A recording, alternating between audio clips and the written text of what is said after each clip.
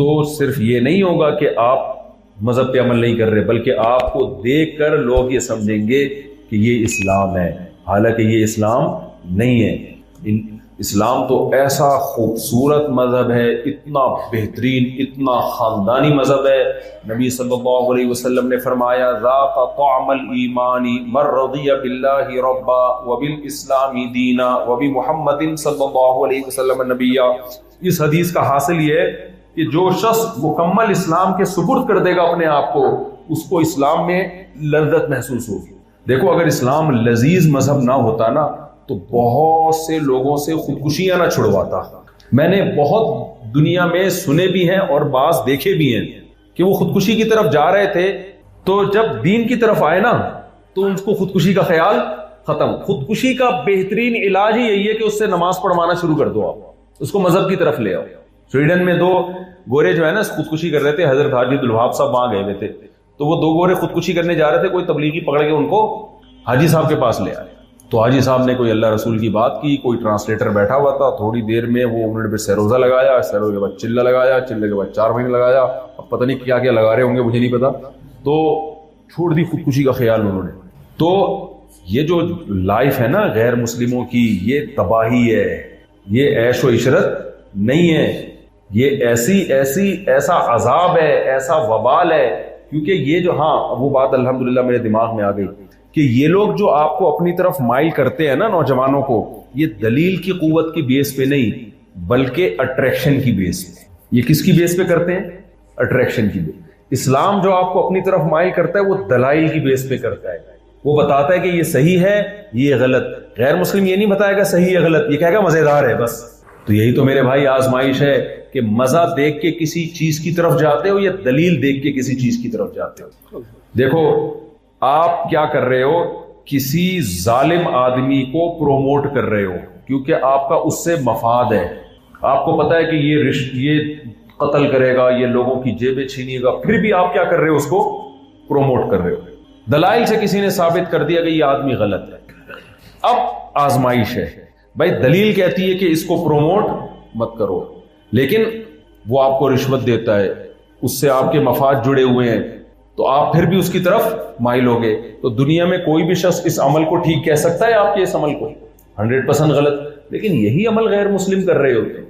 ساری دنیا کے غیر مسلموں کو پتا ہے کہ شراب بری چیز ہے لیکن اٹریکٹیو ہے، اس لیے لیگل ہے، اللیگل کسی نے بھی نہیں کیا۔ مذہب کیا کہتا ہے؟ شراب کیا ہے؟ حرام، ایک قطرہ بھی حرام۔ لیکن کیا دنیا میں غیر مسلم آپ نے دیکھے جو کہتے ہیں پھر مذہب کی طرف جانا چاہیے؟ دیکھا آپ نے؟ کیوں نہیں کہتے؟ بھائی مذہب دلیل سے تو بات کر رہا ہے، لیکن مزہ کس میں ہے؟ مذہب پہ چلنے میں نظر نہیں آ رہا، بلکہ مذہب کو چھوڑنے میں مزہ ہمیں نظر آتا ہے۔ تو کبھی بھی غیر مسلموں کی باتوں میں مت آؤ۔ رشتہ داری توڑنا اس میں وقتی مزہ بہت ہے۔ غیر مسلموں جہاں بھی میں دنیا میں گیا ہوں نا، ایک عذاب جو غیر مسلموں پر ان کے کفر کا اللہ نے دنیا میں دیا ہے وہ ان کے ریلیشن کی ایسی کی تیسی ہو گئی ہے۔ ان میں ریلیشن نہیں ہوتے، ہر جگہ یہاں بھی یہی حال ہے، ریلیشن ختم، بس یہ ریلیشن ہے، thank you thank you thank you, nice to meet you, اس سے زیادہ ریلیشن نہیں ہے ان لوگوں کا۔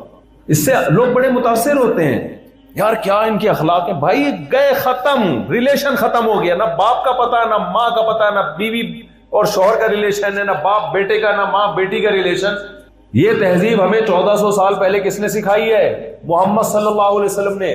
محمد صلی اللہ علیہ وسلم نے ہمیں جلد نکاح کا بھی حکم دیا، نسل بڑھانے کا بھی حکم دیا، کیونکہ یہ دونوں چیزیں ریلیشن پیدا کرتی ہیں۔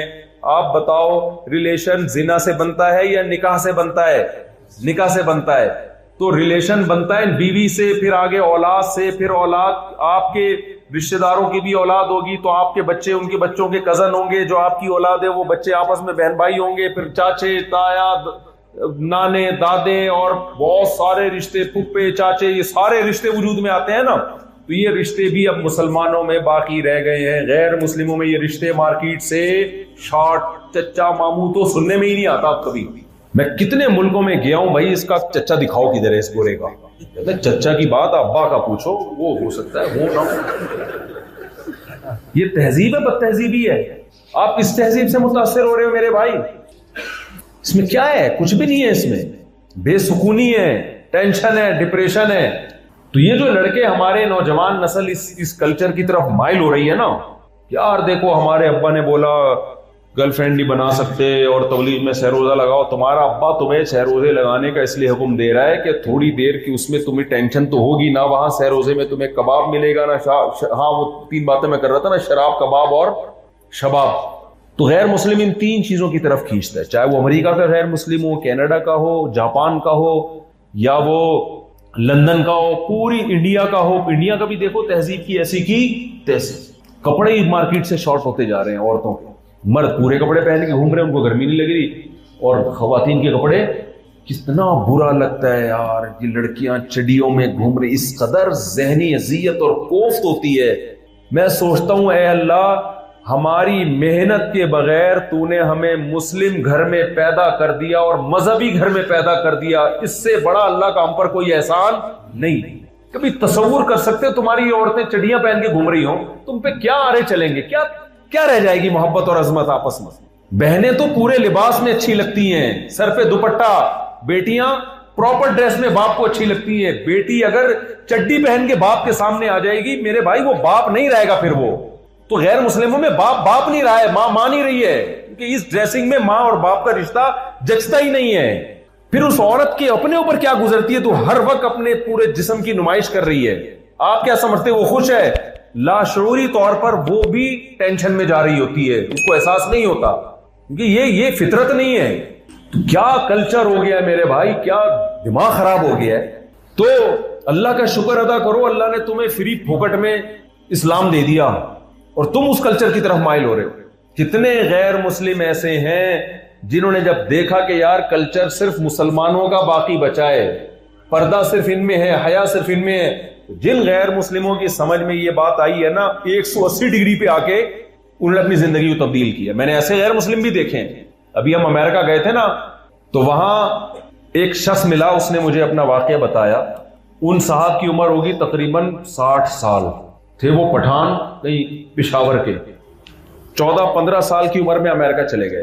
انہوں نے مجھے بتایا کہ میں یہاں آیا، یونیورسٹی میں پڑھ رہا تھا، 22 سال میری عمر تھی، ایک انگریز لڑکی 19 سال کی، کہہ رہے ہیں کوئی دونوں کی آپس کی سیٹنگ ہوئی، میں نے اس کو شادی کا پیغام بھیجا، اس نے کہا نہیں، پہلے میں اسلام کو اسٹڈی کروں گی، اسلام کا مطالعہ کروں گی، اسلام کو سمجھوں گی، اس کے بعد نہیں، سوری مجھے یاد آیا، عیسائی تھی وہ، تو اسی طرح ان کی شادی ہو گئی، وہ عیسائی تھی اور یہ مسلمان، شادی ہو گئی۔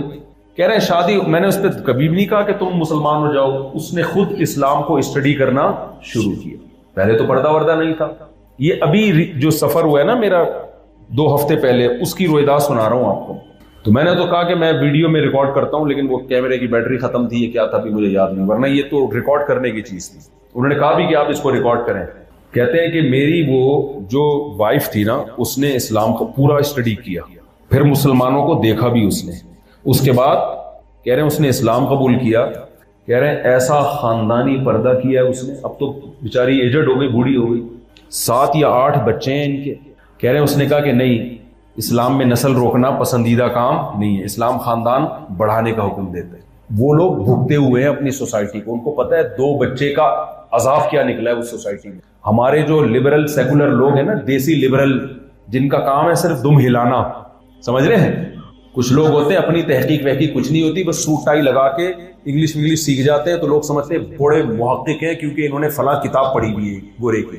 دیکھو تحقیق اللہ نے ہر شخص کو الگ صلاحیت دی ہے، صرف کتابیں پڑھنا اس سے انسان محقق نہیں بن جاتا۔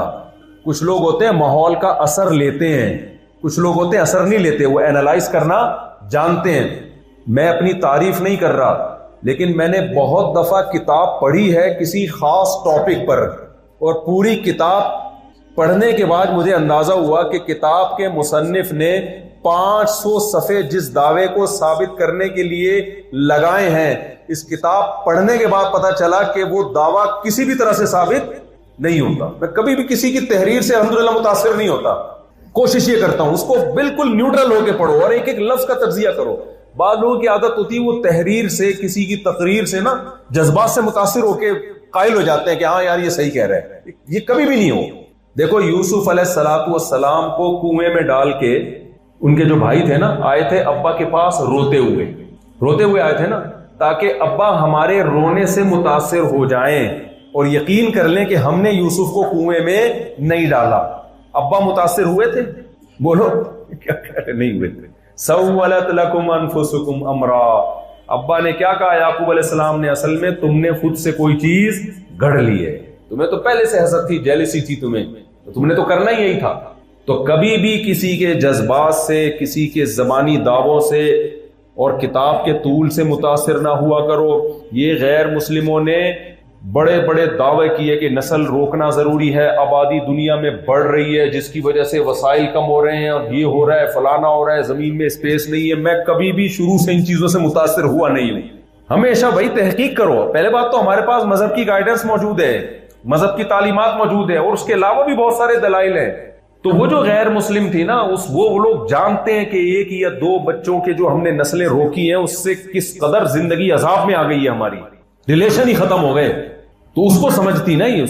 جس نے حضرت عمر بن خطاب رضی اللہ تعالیٰ عنہ کا قول یاد رکھو، فرماتے ہیں من لم یعرف الجاہلیہ، جس نے زمانے جاہلیت کو نہیں دیکھا، لم یعرف الاسلام، وہ اسلام کے حسن کو نہیں پہچانا. حضرت عمر نے زمانے جاہلیت کو بھی دیکھا تھا جب بچیوں کو زندہ دفن کیا جاتا تھا، اور اسلام کا زمانہ بھی دیکھا.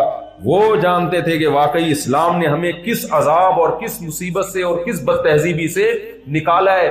تو خوب سمجھ لو، جو غیر مسلموں کے کلچر کے اندر گھس کے جس نے نہیں دیکھا نا، باہر سے بہت مزہ آئے گا آپ کو. Nice to meet you, thank you, how are you, fine, everything is okay. یہ سب پہاڑوں پہ چڑھتے ہوئے بھی آپ کو 80 سال کے بوڑھے نظر آئیں گے. بہت زبردست لگے گا آپ کو، یار دیکھو یہ ہے مہذب قوم، آرگنائز قوم. یہاں 80 سال کا بوڑھا بھی ایکسرسائز کر رہا ہے، اور ہماری قوم کو دیکھو 12 بجے تک پوستیوں کی طرح سو کے اٹھتے ہیں، کم بخت چلا نہیں جاتا ان سے. او بھائی، آپ کو جب آپ بصیرت کی آنکھوں سے دیکھو گے، آپ دیکھو گے 80 سال کا بوڑھا اکیلا پہاڑ پہ جا رہا ہے، اکیلا پہاڑ سے اترتا ہے، ایک کتا نیچے انتظار میں بیٹھا ہوا ہوتا ہے. یار اس سے وہ بہتر ہے جو گھر کے اندر ہے، اس کو سنبھالنے والے لوگ تو موجود ہیں. اس بوڑھے پہ کیا گزرتی ہوگی؟ کیوں وہ 2 بچوں والی پالیسی پر عمل کیا؟ اس نے نکاح نہیں کیا، عیاشی میں زندگی گزار دی اس نے. اب فطرت اس سے انتقام لے رہی ہے. ترستے ہیں غیر مسلموں میں بوڑھے کہ آپ کسی کے پاس 5 منٹ بیٹھ کے 4-5 باتیں کر لو، ایسا لگتا ہے آج اس کی عید ہو گئی ہے، پیسے دے دے گا آپ کو. تو جس تباہی کو جو دنیا اپنی آنکھوں سے دیکھ رہی ہے نا، آپ اسی تباہی کی طرف آج کا نوجوان جا رہا ہے. اس پہ دلائی بھی لگا رہا ہے، یار یہ مولوی ہمیں پیچھے کی طرف دھکیل رہے ہیں اور مولوی ہمیں ایسی باتیں کر رہے ہیں. کچھ نہیں ہوتا بھائی، پورے خاندان اور پوری سوسائٹیاں، پوری قومیں تباہ ہو جاتی ہیں. اور کمال کی بات یہ، جب انسان کی بصیرت کی آنکھیں اندھی ہوتی ہیں تو وہ تباہی کو بھی کیا کہہ رہا ہوتا ہے؟ کامیابی. جو تباہی نظر آ رہی ہوتی ہے نا، اس کو کیا کہہ رہا ہوتا ہے؟ میں امریکہ گیا نا، لوگ کہتے ہیں کیسا لگا؟ میں کہا باہر سے بہت اچھا لگا مجھے امریکہ، گھروں کے اندر سے بالکل بھی اچھا نہیں لگا.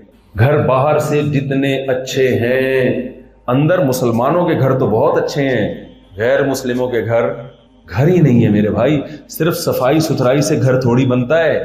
لوگ کہتے ہیں اندر سے بھی ان کے گھر اتنے صاف، باہر سے بھی اتنے صاف. بھائی خالی دیواریں کو چمکا کے پوچھا لگا کے صاف کر دو، ڈیٹول سے دھو دو، تو کیا گھر بن جائے گا؟ وہ گھر تو افراد سے بنتا ہے. مسجدیں کیسے آباد ہوتی ہیں؟ نمازیوں سے ہوتی ہے نا. بچپن سے سنتے آئے ہیں نا، وہ ایک شعر ہے نا، مسجد تو بنا دی دم بھر میں، ایمان کی حرارت والوں نے، من اپنا پرانا پاپی تھا. یعنی ہمارا دل پرانا پاپی تھا، برائیوں کا عادی تھا، برسوں میں نمازی بن نہ سکا. تو مسجدیں کس سے آباد ہوتی ہیں؟ صرف رنگ و روغن سے؟ نمازیوں سے بھی. تو گھر کس سے آباد ہوتے ہیں میرے بھائی؟ فرنیچر سے. بے وقوف ہے جو کہتا ہے فرنیچر سے گھر، ورنہ فرنیچر کی دکان میں چلے جاؤ. پھر بھائی گھر بنانے کی کیا ضرورت ہے؟ اگر آپ انگریزوں کے اندر کے گھر دیکھ کے، غیر مسلموں کے اندر کے گھر اتنے لگژری، واش روم میں ایسے خوبصورت نل کے اور ایسی صفائی، اور جاپان میں جو ہے نا واش روم کے قریب جاؤ ڈھکن خود ہی اوپر چلا جاتا ہے، آٹومیٹک سسٹم. اس سے متاثر ہے، انہوں نے اتنی ترقی کی، اور ہمارے یہاں ڈھکن کھولنا پڑتا ہے. بہت سے واش روموں میں ڈھکن ہی نہیں ہے بہت سے.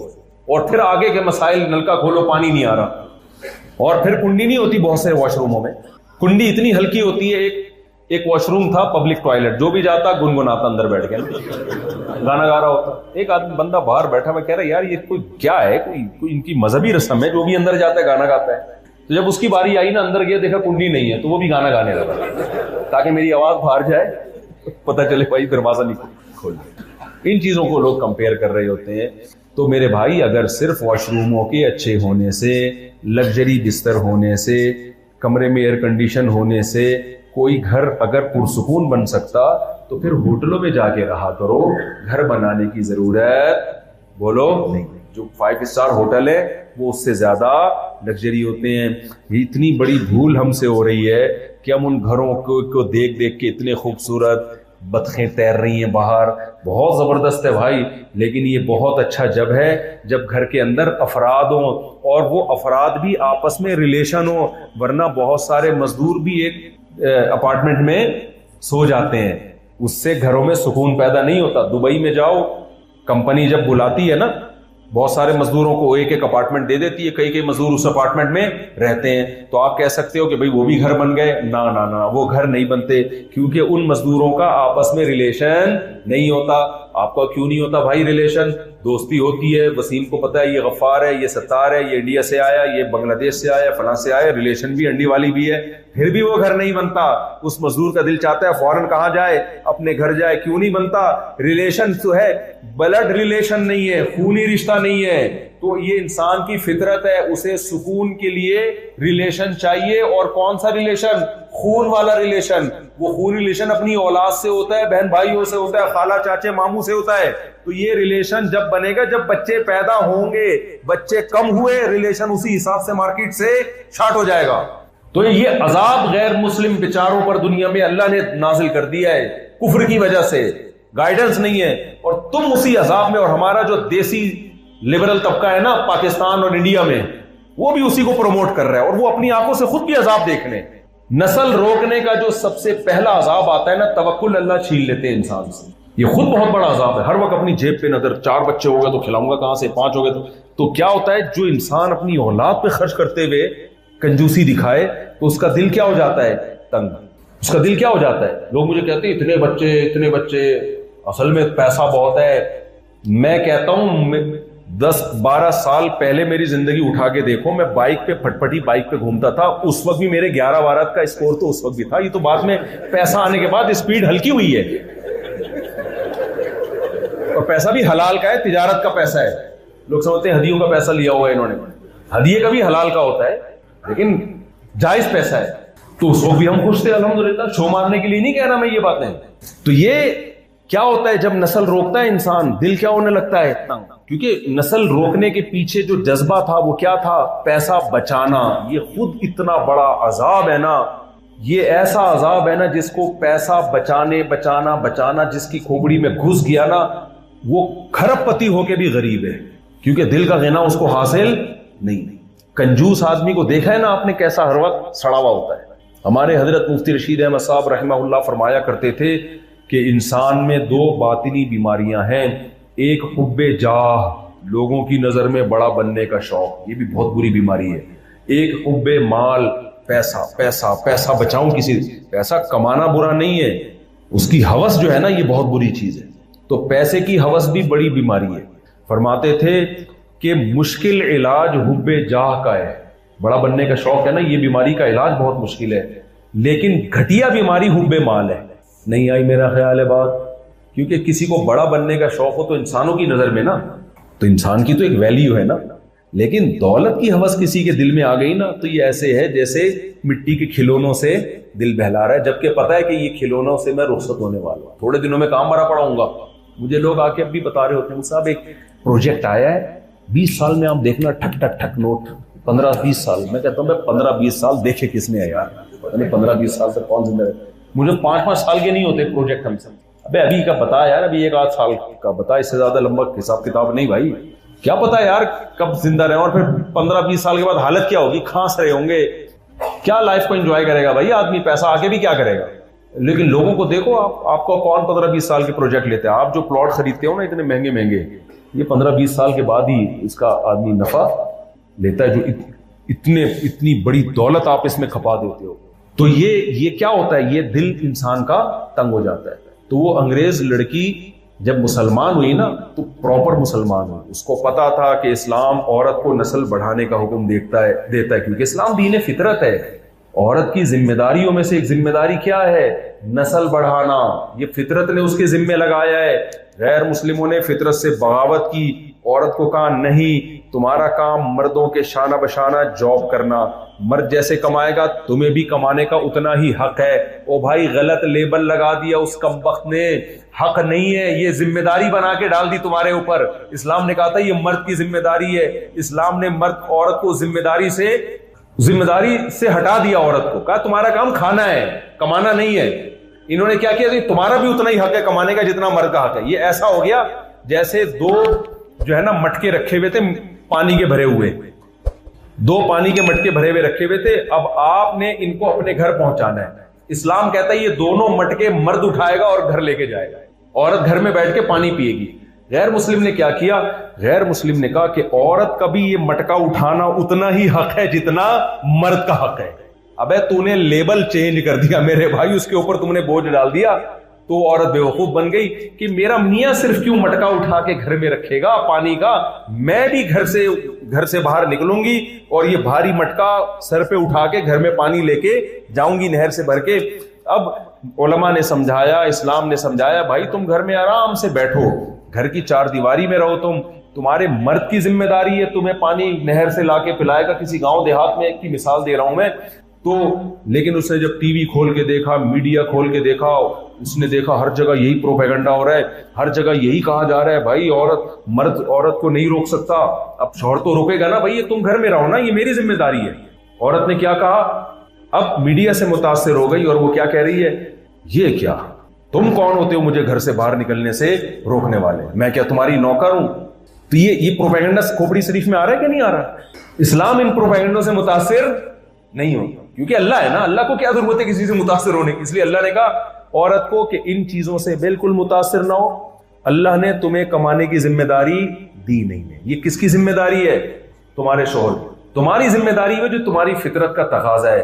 عورت کو خدا کی قسم اپنی گود میں بچے سے جتنی محبت ہوتی ہے اور جتنا وہ بچہ عورت کی آنکھوں کی ٹھنڈک ہے، دنیا میں کوئی چیز عورت کی آنکھیں اس طرح سے ٹھنڈی نہیں کر سکتی، لیکن پروپیگنڈا کر کر کے نا کہ بچے پیدا کرنا ایک عذاب ہے، ایک مصیبت ہے، تمہیں حمل کی تکلیفوں سے گزرنا پڑتا ہے، بچہ مرد جن کے بتائے نا پھر پتا چلے گا کتنی تکلیف۔ بھائی تکلیف تو ہوتی ہے، ہر نعمت کے پیچھے کچھ تکلیف ہے، لیکن وہ تکلیف تھوڑی ہے، اس کا جو آؤٹ پٹ ہے، اس کا جو فائدہ ہے وہ ساری زندگی کا ہے، وہ بچہ آنکھوں کی ٹھنڈک بنے گا۔ تبھی تو حضرت آسیہ نے کہا تھا نا فرعون سے، قرۃ عین لی ولد، کہ موسیٰ یہ بچہ ہے، فرعون سے کہا کہ اس کو قتل مت کرو، کیوں، یہ ہم اس کو بچہ بنا لیں گے، یہ میری بھی آنکھوں کی ٹھنڈک اور تیری بھی آنکھوں کی ٹھنڈک۔ حضرت آسیہ کو یہ معلوم تھا کہ بچے بوجھ نہیں ہوتے بلکہ آنکھوں کی ٹھنڈک ہوتے ہیں۔ غیر مسلموں میں نے دنیا میں منجن بیچنا شروع کر دیا، بچے بوجھ ہیں، عورت بچے پیدا کرنے کی مشین نہیں ہے، کیا عورت مرد پیدا کر کے دکھائے نا؟ بھائی فطرت نے مرد کے ذمے لگایا نہیں، اس میں یہ صلاحیت ہی نہیں رکھی ہے، تم فطرت سے کیوں لڑ رہے ہو بے وقوفو؟ مجھے غصہ آنا شروع ہو گیا، بتا رہا ہوں میں کس قدر کھوپڑی خراب کی ہے غیر مسلموں نے، اور ہمارے دیسی جو مسلمان ہیں جو ان بیوقوفوں کی باتوں میں آ رہے ہیں۔ ہر یونیورسٹی میں، ہر کالج میں، ہر اسکول میں لڑکی کو یہی سکھایا جا رہا ہے تم نسل پیدا کر، بچے پیدا کرنے کی مشین ہو کیا، تمہارا بھی کمانا اتنا ہی حق ہے جتنا مرد کا حق ہے۔ نعرے تبدیل کر کے عورت کا بیڑا غرق۔ دیکھو فطرت کبھی تبدیل نہیں ہوتی، سائنس کتنی ترقی کر لے، بھوک کے لیے آپ کو روٹی ہی کھانی پڑے گی، پلاسٹک کے باکس آپ نہیں کھا سکتے کہ بھئی اب سائنس نے اتنی ترقی کر لی ہے تو اب مجھے کھانا کھانے کی ضرورت نہیں ہے، اب تو میں بہت ترقی یافتہ ہو گیا ہوں تو گلوکوز کی بوتلیں چڑھا کے چلا کروں گا۔ گلوکوز ہی آتا ہے نا روٹی کھانے سے، ڈائریکٹ گلوکوز کی ڈاکٹر کیا کہا بھئی بیمار ہے تو چڑھا لے، ورنہ نارمل جو پراپر طریقہ ہے روٹی کھا کے گلوکوز بڑھاؤ جسم میں، یہ کون سا طریقہ ہے یہاں سے ایک انجیکشن چینی کا لگایا اور جا رہا ہے مر جائے گا تھوڑے دنوں میں۔ اب آپ نے ڈاکٹر صاحب سے کہا ڈاکٹر صاحب سائنس نے اتنی ترقی کر لی، 10,000 سال پہلے انسان بھی کھانا ایسے ہی چبا چبا کے کھایا کرتا تھا، گھنٹے لگتے تھے، اب ہم بھی وہی اسی طریقے سے کھائیں، تو وہ کہے گا بھائی سائنس کی ترقی سے یہ ثابت ہو گیا ہے کہ فطرت کا کوئی آلٹرنیٹ نہیں ہے۔ ہو سکتا ہے 10,000 سال پہلے کسی انسان کو بیوقوف بنانا ممکن تھا، لیکن سائنس نے یہ ثابت کر دیا ہے کہ نیچر کا آلٹرنیٹ نہیں ہے، تو سائنسی ترقی سے یہ بات ثابت ہو گئی ہے کہ عورت کو بچے پیدا کرنے پڑیں گے، وہ گھر کی چار دیواری میں رہے گی تو سکون میں رہے گی، اس کو اولاد سے محبت ملے گی، اور میاں کی محبت بھی پراپر جب ملے گی جب اس کے بچوں کی ماں ہوگی وہ، ورنہ وہ بھی گرل فرینڈ کی طرح ٹیشو پیپر کی طرح یوز کر سکتا ہے اس کو۔ 6 بچے ہوں گے کہاں چھوڑے گا، اس کو پتا ہے ان کے ماں کہاں سے لاؤں گا میں، پہلے طلاقیں نہیں ہوتی تھی، بچے پیدا ہوتے تھے. طلاق دینا آسان کام نہیں. آدمی کہتا تھا یار 6 بچے کہاں پالوں گا، جیسی مرضی ہے برداشت کرو یار بچوں کی خاطر. اب پتا ہوتا ہے ایک آدھ ہے کتنی طلاقیں. یہاں مجھے پتا چلا طلاق کا ریشو بہت بڑھ گیا، نسلیں روکی جا رہی ہے. پھر جب طلاق ہوگی تو آخر میں کیا ہوگی؟ تنہائیاں، بے وفائیاں، خودکشیاں، ڈپریشن. ایک ٹینشن سے بچنے کے لیے 20 ٹینشنوں میں اپنے آپ کو ڈال دیا. ایک آدمی کہتا ہے کھانا بڑی ٹینشن ہے، پہلے چباؤ پھر نکلو پھر واش روم بھی، تو لہٰذا یہ ٹینشن فری زندگی، ٹائم بچاؤ، ترقی کرو، کھانا پینا چھوڑ دو. اسے کہا جائے گا یہ ٹینشن جو پہلی والی ٹینشن تھی نا تجھے بڑی بڑی ٹینشنوں سے بچا رہی. تو عورت کے لیے اولاد وقتی طور پر ایک ٹینشن ہے، لیکن یہ ٹینشن اس کی نیچر کا حصہ ہے. اللہ نے بھی حمل کی تکلیفوں کو تکلیف مانا ہے، تبھی تو اللہ نے کہا حملتہ امہ کرہا ووضعتہ کرہا. جب بچہ پیٹ میں عورت اٹھاتی ہے تکلیف سے اٹھاتی ہے، تکلیف سے جنتی ہے، مانا ہے اللہ نے. اس کے باوجود اللہ نے کیا فرمایا؟ یہب لمن یشاء اناثا، جس کو چاہتا ہوں بیٹیاں گفٹ میں دیتا ہوں، جس کو چاہتا ہوں بیٹے گفٹ میں دیتا ہوں. تو اللہ اس تکلیف کو تحفہ قرار دے رہا ہے، پینلٹی قرار نہیں دے رہا. اس کا مطلب یہ وقتی تکلیف ہے، انجام کے اعتبار سے یہ گفٹ ہے خدا کی طرف سے. یہ ایسا ہی ہے جیسے آپ کے بہت شدید درد ہو رہا ہو، ڈاکٹر کہے میری طرف سے آپ کو ایک گفٹ ہے یہ انجیکشن پین کلر کا، اور جب لگایا آپ کی چیخ نکل گئی، آپ نے کہا یہ کیسا گفٹ ہے، اس سے تو مجھے تکلیف ہو رہی ہے. ڈاکٹر کہے تو بے وقوف ہے، تجھے کھوپڑی میں بھی ایک ٹیکا لگانے کی ضرورت ہے. بے وقوف، یہ وقتی ٹیکا ہے، یہ گفٹ اس لیے کہ بڑے درد سے تجھے بچا لے گا. تو اولاد بہت بڑا گفٹ ہے. تو بہت بڑے گفٹ تھوڑی ٹینشنوں سے ہی ملتے ہیں، حمل کی تکلیفیں اٹھانی پڑتی ہیں، کیونکہ عورت کو زیادہ فائدہ ہوتا ہے اولاد سے. اس کے لیے پہلے آنکھوں کی ٹھنڈک. تبھی تو دیکھو کیسے گود میں پکڑ کے بچوں کو، اندھی کے بچہ ہوا چوم چوم کے مار دیا اس نے، نظر تو آ نہیں رہا تھا نا. مثل مشہور ہے، اندھی کے بچہ ہوا چوم چوم کے مار دیا. جیسے ہمیں بھی بعض دفعہ خطرہ ہوتا ہے کہ عقیدت میں سیلفیوں کی وجہ سے لوگ عقیدت میں سیلفیاں لے رہے ہوتے ہیں اتنی کہ مجھے لگتا ہے کہ میں بے ہوشی نہ ہو جاؤں. پھر میں یہ کہتا ہوں اندھی کے بچہ ہوا چوم چوم کے مار دیا. تو بھائی اسلام کی طرف آؤ پورے. وہ جیسے وہ میں انگریز لڑکی کا واقعہ بتا رہا تھا نا، تو جب اسلام کی طرف آئی تو اس کو پتا چلا بھائی اسلام فیملی ویلیوز. تو اس نے گھر میں اس نے کہا 19 سال کی عمر میں شادی ہوئی تھی، اس کے یونیورسٹی میں اپنی ایجوکیشن مکمل کی. اس کے بعد اس وقت سے لے کر کہہ رہے 40 سال ہو گئے شادی کو، آج تک کہاں ہے وہ گھر کی چار دیواری. گھر کی چار دیواری کا مطلب یہ نہیں کہ بیگم کو کہیں لے کے نہیں جاؤ، گھماؤ پھراؤ بیگم کو، آپ اپنے ساتھ لے کے جاؤ. تو لیکن اس کی اصل ذمہ داری کیا ہے؟ گھر کمانا اس کے ذمہ نہیں ہے. میرے بھائی اپنی خواتین کو گھر میں بند کرو.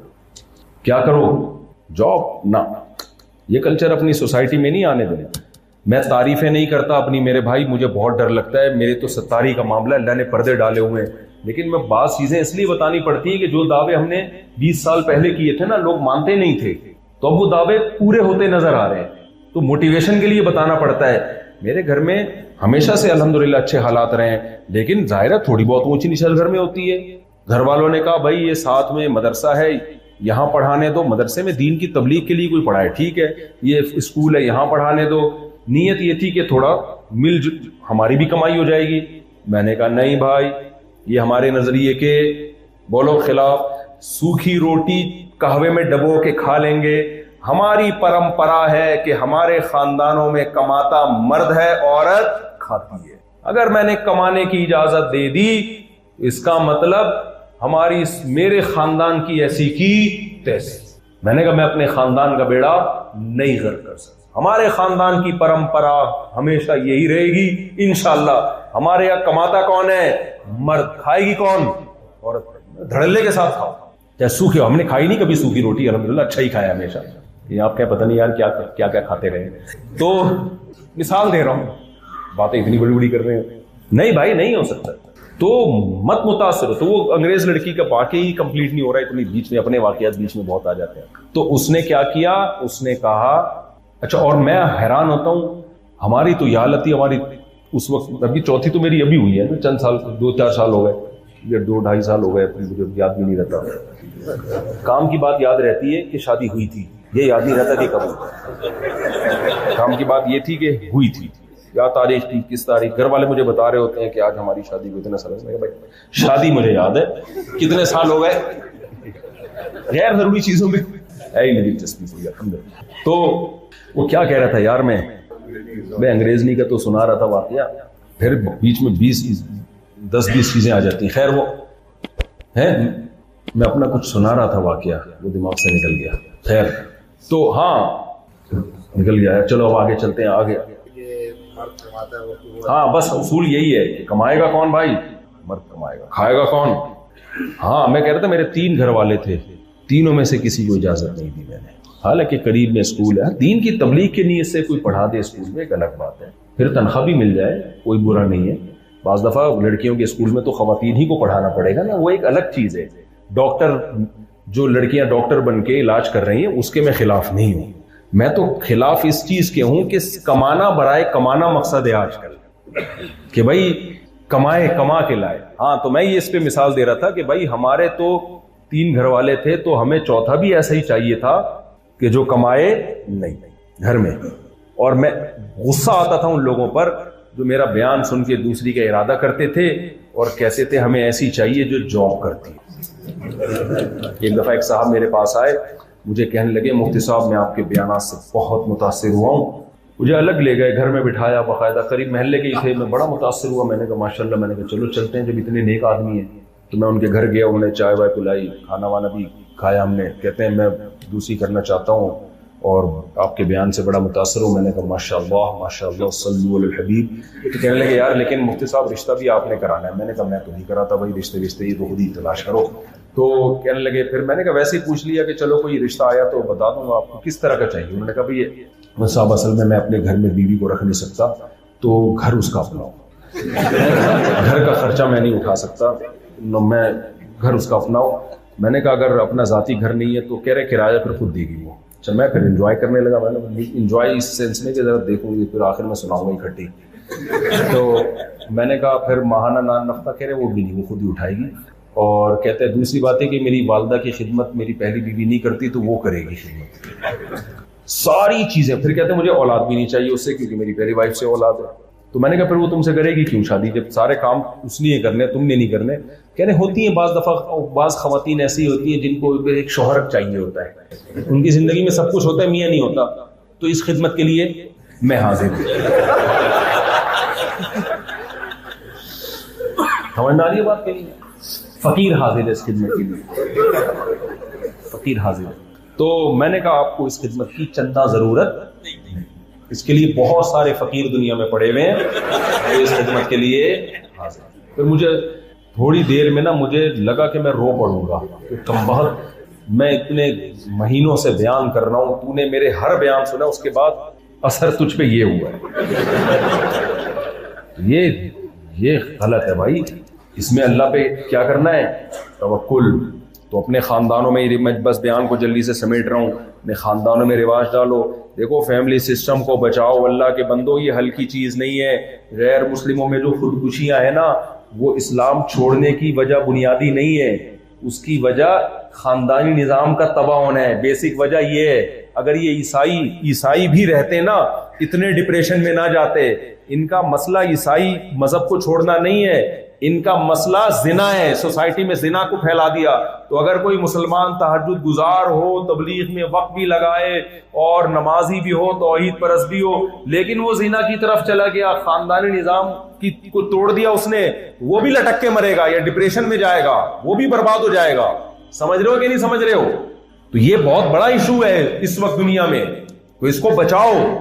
تو وہ انگریز لڑکی نے کیا کیا, اس نے کہا کہ 19 سال کی تھی, 20 سال کی جب میری اس سے شادی ہوئی, 40 سال ہو گئے, 7-8 بچے. کہتے ہیں نسل نہیں روکتی وہ. اس نے کہا نسل نہیں روکتی, گھر سنبھالا ہے اسے.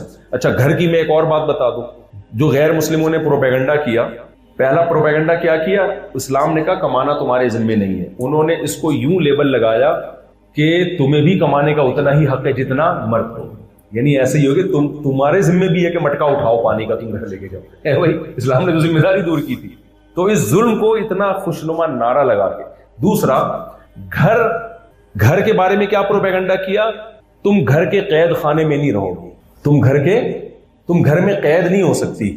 ارے بھائی قید جیلوں میں ہوتے ہیں, گھر میں کبھی کوئی قید نہیں ہوتا. گھر میں تو انسان محفوظ ہوتا ہے. گھر کو جیل کب سے بنا دیا تم نے؟ میں بتا رہا ہوں نا, تحریروں سے لوگ متاثر ہوتے ہیں.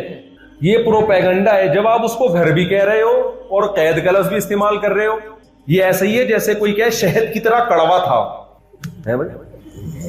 وہ مٹھائی میں نے کھائی شہد کی طرح کڑوی تھی. ابے مٹھائی کب ہے جب وہ کڑوی تھی, اور کڑوی تھی تو شہد کیوں تھا؟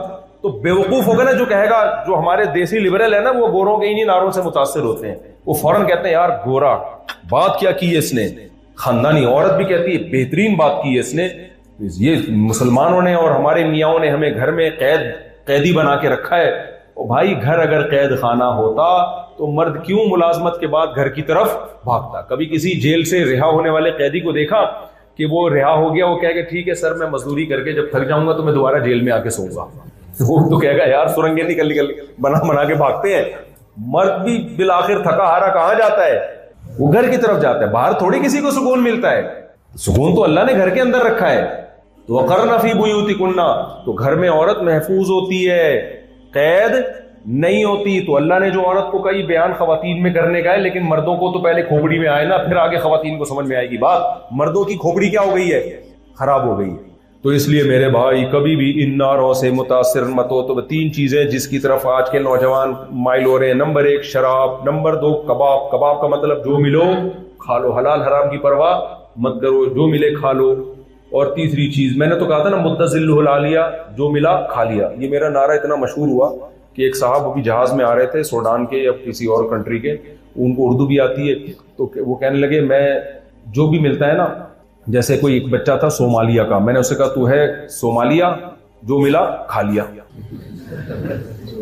یعنی تو رہتا ہے صومالیہ, جو تجھے ملا تو نے کھا لیا. اب لوگ خود بنائے چلے جا رہے ہیں. تو ایک چیز ہے شراب, دوسری چیز ہے کباب, اور تیسری چیز ہے شباب. کوئی جوان لڑکی دیکھی اس کی طرف مائل ہونا شروع ہو گئے. تو بھائی یہ وقتی لذت ہے, وقتی مزہ ہے. نبی صلی اللہ علیہ وسلم نے معراج کی رات کچھ لوگوں کو دیکھا جن کو آگ میں جلایا جا رہا ہے, ننگے مرد اور ننگی عورتیں, اور آگ کے شعلوں سے نا وہ اوپر جاتے تھے. آپ نے جبریل سے پوچھا یہ کون لوگ ہیں؟ جبریل نے فرمایا یہ آپ کی امت کے زناکار ہیں. زنا ہلکا جرم نہیں ہے. اللہ نے زنا کو قتل کے ساتھ ذکر کیا ہے قرآن مجید میں. سورہ بنی اسرائیل میں اللہ نے 2 جرم ایک ساتھ ذکر کیے ہیں کہ لا تقربوا الزنا ولا تقتلوا اولادکم, اپنی اولاد کو قتل مت کرو اور زنا مت کرو. علماء نے اس میں مناسبت بیان کی ہے کہ دونوں آرڈر اللہ نے ایک ساتھ دیے, کہ ایک طرف اللہ کہہ رہے اپنی اولاد کو قتل مت کرو غربت کے خوف سے, عرب قتل کر دیا کرتے تھے نا, اور اللہ کہہ رہے زنا بھی مت کرو. تو وجہ اس کی یہ ہے کہ زنا جس سوسائٹی میں آئے گا وہاں بھی اولاد روحانی طور پہ قتل ہو جائے گی, کیونکہ بغیر باپ کے پیدا ہونا شروع ہو جائے گی. یہ بھی قتل ہی ہے. باپ نہ ہونا یہ اولاد کے لیے بہت بڑا نقصان ہے. اسی وجہ سے اسلام نے اس بچے کو جس کا باپ مر جائے اس بچے کو الگ سے نام دیا ہے. کیا نام دیا؟ یتیم. آپ کہہ سکتے ہو غیر مسلم کنٹریز میں یتیموں کو گورنمنٹ بہت اچھے طریقے سے پالتی ہے. خدا کی قسم گورنمنٹ باپ کا آلٹرنیٹ نہیں ہے. باپ سے الگ محبت ملتی ہے, تحفظ ملتا ہے. بیٹیوں کو تو بہت سپورٹ ملتی ہے باپ سے. تو زنا سے کیا ہوتا ہے؟ بچے باپ کے بغیر پیدا ہونا شروع ہو جاتے ہیں. ان معاشروں میں دیکھو آپ, اتنے بچے بغیر باپ کے, اتنے بچے. تو یہ بھی بچوں کا قتل ہے. تو اللہ نے کیا کہا سورہ بنی اسرائیل میں, اپنی اولاد کو غربت کے خوف سے قتل مت کرو. اور اگلی آیت میں کیا کہا کہ روحانی قتل بھی ان کا مت کرو, کیونکہ اسلام زانی کو باپ نہیں مانتا, اللیگل کو باپ نہیں مانتا. آپ کہہ سکتے ہو غیر مسلم تو مانتے ہیں. بھائی انہوں نے بھی تکلف کر کے مانا ہے تبھی, ورنہ بغیر باپ کے تو بچہ پیدا ہو ہی نہیں سکتا نا. بغیر باپ کے تو صرف عیسیٰ علیہ السلام کا معجزہ تھا, وہ پیدا ہوئے ہیں. لیکن یہ جو ہم کہتے ہیں نا غیر مسلموں میں باپ لیس بچے, تو کیا باپ نہیں ہوتا ان کا؟ ہوتا ہے. وہ بھی مانتے ہیں کہ نہیں ہے, مکر جاتا ہے. کہ میں یہاں تو بہت واقعات ہمیں یہاں جب میں آیا ہوں تو لوگوں نے بتایا کہ گرل فرینڈ سے بچہ پیدا ہوتا ہے اور وہ مرد کہہ دیتا ہے میں نہیں اس کو قبول کرتا. بیوی سے جب پیدا ہوتا ہے تو کوئی بھی انکار نہیں کرتا, لڑتا ہے اس کے لیے کہ میرا بچہ ہے. یہ فرق ہے بیوی میں اور گرل فرینڈ میں. اور یہ فرق صرف مسلمانوں کے ہاں نہیں ہے. غیر مسلموں نے گرل فرینڈ کو بیوی والا درجہ دے دیا, لیکن پھر بھی ذہنی طور پر اس کو بیوی سمجھنے کے لیے آمادہ نہیں ہوئے, تیار نہیں ہوئی. یہ نیچر کے خلاف ہے. تو میں بھائی تھک گیا ہوں چیخ چیخ کے. اللہ کے بندو اپنی سوسائٹی کو کنٹرول کرو, سمجھ رہے ہو؟ اپنے فیملی سسٹم کو مضبوط کرو. ہمارا نظام ان سے بہت اچھا ہے. آج ہی کسی نے واقعہ سنایا نا کہ ایک بوڑھا ہو گیا تھا یہاں انگریز، یہاں کوئی گورا آیا ہوا تھا رہنے کے لیے زیمبیا میں. تو اس نے جب بوڑھا ہو گیا تو اس نے کہا جب میں مروں گا نا تو مجھے جلا کے میری زمین میں دفن کر. آپ ہی سنا رہے تھے نا واقعہ. اچھا تو وہ مجھے جلا کے زمین میں دفن کر دینا. تو کسی نے پھر اس کو اسلام سمجھایا، بھائی اسلام میں ایسے ہوتا ہے، اسلام میں یہ ہوتا ہے. اس نے کہا میں مانتا ہوں اسلام برحق مذہب ہے اور محمد صلی اللہ علیہ وسلم سچے پیغمبر تھے، میں اس بات کا معترف ہوں. تو کسی نے کہا یار جب تم مانتے بھی ہو تو اسلام میں داخل ہو جاؤ. ہے بھائی. اچھا وہ بوڑھا کوئی مرنے والا نہیں تھا، کوئی بیمار نہیں تھا. یہ بوڑھے لوگ ہوتے ہیں نا، ان کو خیال ہوتا ہے بھائی 5-6 سال 8-10 سال کے بعد تو مر ہی جانا ہے. تو اس نے ویسے ہی کہہ دیا کہ جب میں مروں گا تو میری زمین میں ہی مجھے جلا کے میری راکھ وہیں دفن کر دینا. تو پھر اس کو کسی نے سمجھایا بھائی مسلمان تو غسل کفن کرتے ہیں اور یہ، اور تو اس نے کہا میں مانتا ہوں کہ مذہب اسلام نہیں. تو کہا یار جب تم مانتے بھی ہو. اچھا اس نے کہا ایک اللہ ہے خدا، ٹھیک ہے نا. تو اس نے کہا سمجھانے والے نے کہ یار تم پھر اسلام قبول کر لو. تو اس نے کہا قبول کر لیتے ہیں. تو مسلمان ہو گیا اور اللہ کی قدرت 2 دن کے بعد اس کی موت واقع ہو گئی. حدیث میں آتا ہے نا بعض لوگ جہنم کے قریب پہنچتے ہیں یہاں تک کہ ایک بالش ان کا اور جہنم کا فاصلہ ہوتا ہے. ان کی تقدیر غالب آتی ہے، اللہ نے لکھی بھی ہوتی ہے اللہ کا علم پہلے سے ہوتا ہے نا یہ بالکل مرنے سے پہلے جنت والے کام کرے گا. ایک صحابی تھے دشمن کی فوج میں نا، اس وقت وہ کافر تھے، لڑائی تیار تھی دونوں طرف سے. تو وہ دشمن کی فوج سے نکل کے نبی کے پاس آئے اور عرض کیا کہ یا رسول اللہ اگر میں کلمہ پڑھ لوں اور میں قتل ہو جاؤں تو میں کہاں جاؤں گا؟ آپ نے فرمایا جنت میں. اب اس کے دل میں تو تھا کہ یار یہ سچے پیغمبر ہیں، لیکن پتہ نہیں میں نے اتنے سال کفر میں گزارے اور میں ابھی لڑنے کے لیے آ گیا مسلمانوں کے خلاف، تو میں ابھی اسلام قبول کروں گا، پتہ نہیں میرا اسلام میں نے قبول کیا اور پتہ چلا میں مر گیا، اللہ اٹھا کے جہنم میں پھینک دے کہ بھائی تو ابھی نیا نیا آیا ہے، ٹھیک ہے نا، اور آتا ہی مر گیا. تو اس نے پہلے کنفرم کروایا، کنفرمیشن چاہیے مجھے کہ اگر میں آپ کی طرف سے لڑا اور بالفرض قتل ہو گیا، یقین تو نہیں ہے قتل ہونے کا لیکن اگر ہو گیا تو پھر میرا بنے گا کہ آپ نے فرمایا جنت میں. کیسا ایمان تھا بھائی. ابھی دیکھو نا جس کو اسلام سمجھ میں آ گئے ایک ہی دفعہ میں آ جاتا ہے سمجھ میں، اور ہم لوگ ہیں پوری زندگیاں گزر گئی ہماری، کھوپڑی میں نہیں آ رہا ہمارے، ابھی تک سمجھ میں نہیں آ رہا نماز جماعت سے پڑھنی ہے کہ نہیں پڑھنی ہے، ابھی تک سمجھ میں نہیں آ رہا کہ عورت نے پردہ کرنا ہے کہ نہیں کرنا ہے، ابھی تک سمجھ میں نہیں آ رہا کہ ماں باپ کے قدموں میں جنت تلاش کرنی ہے کہ نہیں کرنی ہے، ابھی تک سمجھ میں آ ہی نہیں رہا کہ بھائی کم عمری میں نکاح کرنا ہے، سمجھ رہے ہو، بالغ ہوتے ہی کیا کرنا ہے، نکاح کرنا ہے، نسل بڑھانی ہے، رشتہ داری توڑنے کے بجائے جوڑنی ہے، غریبوں پہ خرچ کرنا ہے، رشتہ داروں پہ خرچ کرنا ہے. بہت ساری باتیں بہت آسان ہیں لیکن ہماری کھوپڑی میں نہیں آ رہی. ان صحابی کے لیے بہت مشکل تھا اسلام قبول کرنے کے بعد اتنا بڑا حکم، نماز روزے کا حکم نہیں، حکم یہ تھا یہاں سے لڑو. یہ آسان حکم ہے؟ ابے بھائی دونوں طرف سے لوگ توپے لے کے کھڑے ہوئے ہوں اور آپ کو حکم دیا کہ اسلام، وہاں تو آپشن تھا بھاگ جاتے نا، یہاں تھوڑی آپشن ہوگا بھاگنے کا، کیونکہ یہاں تو بھاگنے پر بڑی وعیدیں ہیں. وہاں آپشن تھا کہ بھائی کافروں کی طرف سے آئے ہو مگر نہیں لڑو، پیچھے پیچھے رہو، اس پہ کوئی سزا نہیں ہے آخرت میں. یہاں یہ تھا کہ جو میدان جنگ سے بھاگے گا اتنی شدید وعید ہے اس پر قرآن کی. تو اب آپ بتاؤ ان کے لیے اسلام قبول کرنا کتنا مشکل کام تھا. قبول کرنے کے بعد اب بہادری سے لڑنا ہے انہوں نے، دونوں طرف توپیں ہوں تلواریں ہوں، اور کوئی کہے کہ اسلام قبول کرنے کے بعد مجھے کیا کرنا ہے، آپ نے توپوں کا سامنا کرنا ہے. ہمارا اسلام کیا ہے، کیا کرنا ہے بھائی، فجر کی نماز پڑھنی ہے، آسان ہے. توپوں سے بہرحال کیا ہے، آسان. لیکن ان کا ایمان دیکھو، اس لیے جس کی سمجھ میں اسلام آ جائے نا اس کے لیے پھر لڑنا بھی آسان، مرنا بھی آسان، اور استغفر اللہ، اور جو ہے ماں باپ کی خدمت بھی. اب آج کل پتہ نہیں کیا ہونے لگا ہے، خود بخود کچھ چیزیں نکلتی ہیں پھر میں واپس لے کے جاتا ہوں. تو اس کے لیے سب کچھ آسان ہے. جس نے بھائی نہیں سمجھ میں آ رہا نا اسلام، تبھی قرآن نے کیا کہا، افمن شرح اللہ صدرہ للاسلام، بھلا وہ شخص جس کا سینہ اللہ اسلام کے لیے کھول دے، فہو علی نور من ربی، وہ اپنے رب کی طرف سے ایک واضح روشنی پر ہے، اس کے سامنے راستہ کلیئر ہے.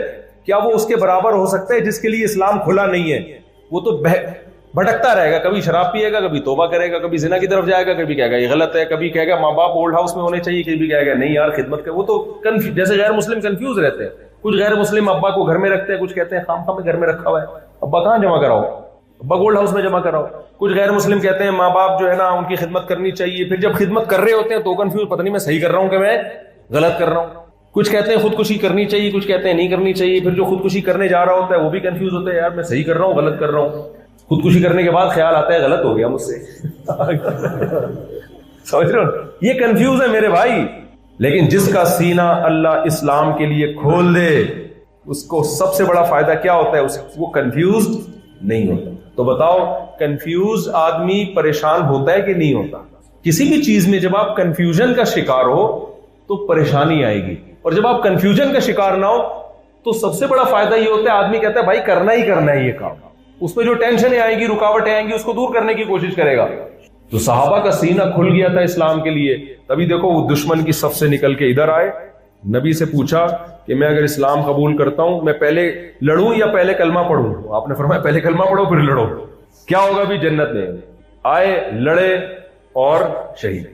تو صحابہ کہتے تھے, حضرت ابو ہریرہ رضی اللہ تعالیٰ عنہ کہتے تھے ہم یہ سوال پوچھا کرتے تھے, بتاؤ اس شخص کا نام بتاؤ جس نے زندگی میں کبھی کوئی نیکی نہیں کی پھر بھی کہاں جائے گا؟ جنت. یعنی اسلام کی نیکی تو کی, اس کے بعد کوئی نیکی نہیں کی, کوئی نماز نہیں پڑھی, کوئی روزہ نہیں رکھا.